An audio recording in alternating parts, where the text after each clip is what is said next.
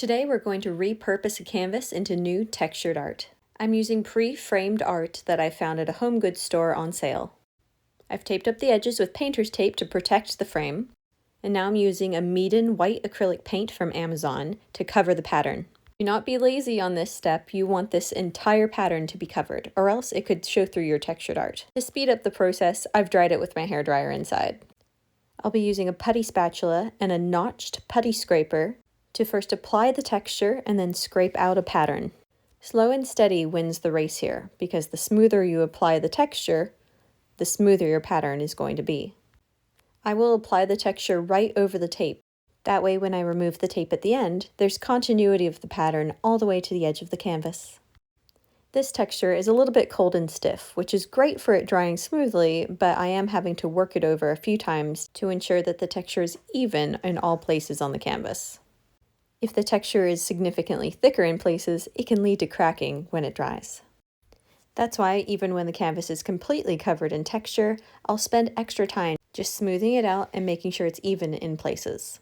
Once I'm relatively satisfied that the texture is smooth on the canvas, I'm going to take a notched putty comb, press its teeth into the texture, and continue pressing down at an angle as I spin the comb around. Off camera, I'm knocking the excess texture back into the bucket. And picking up where I left off, again, just spinning the comb around and pressing down consistently, and then lifting up to avoid that texture falling back down onto my canvas.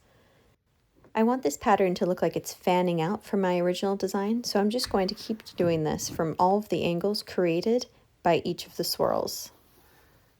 I'm just finding each available corner made by the last arch and starting from there. As promised, I'm going right over the tape. Again, it's for the continuity of that pattern. One thing that may become obvious as you do this pattern is one of my favorite things about textured art, how easy it is when you make a mistake. You can simply erase it and start again. It's a very forgiving medium. The more firmly you press down on each scrape, the more likely it is you'll have a clean scraped pattern. You don't want to press too hard though. You don't want to take off that underlayer of paint, revealing the original pattern when you're upcycling a canvas like this.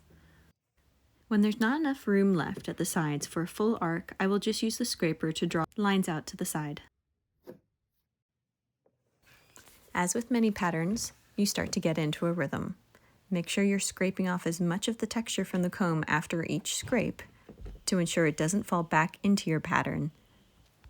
I often find that as I go, my lines get smoother and cleaner, which makes sense. Practice may not make it perfect, but it does make it better. We're almost at the end here, so I'm going to use my scraper to make those little arched filler lines when there's not enough space for the entire pattern. Again, I'm scraping right over the tape. Now for that very satisfying tape removal. Sometimes it comes off in one long piece. I love that. And you can see that the pattern goes all the way to the edge of the canvas. Success! Now I'm going to wait for it to dry overnight. In cooler weather, it can take up to 24 hours to fully dry.